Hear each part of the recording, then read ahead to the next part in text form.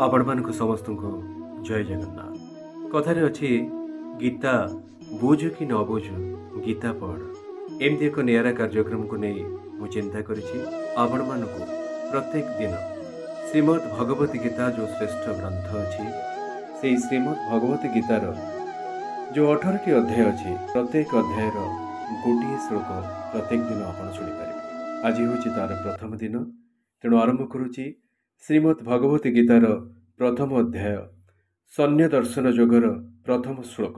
धृतराष्ट्र उवाच धर्म क्षेत्रे कुरुक्षेत्रे समवेताजुजुश्चव मामकः पांडवाश्चैव किम कुर्वत संजय।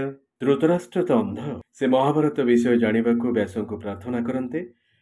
व्यास संजय को दिव्य दृष्टि देते, तेणु संजय धृतराष्ट्र को सबू कही।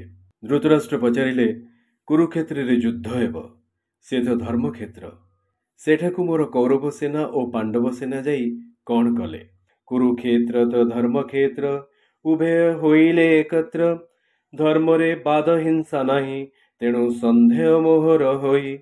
युद्ध रे हेल कि वीरत किय वा धर्म युद्धे चित, देई युद्ध रे स्वर्ग अछि कह संजय तेणु पूछी।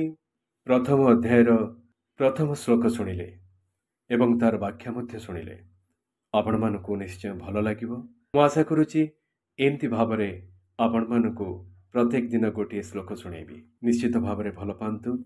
आम ओडियार श्रेष्ठ धर्मग्रंथ श्रीमद् भगवत गीता को मध्य भल पांतु। जय जगन्नाथ।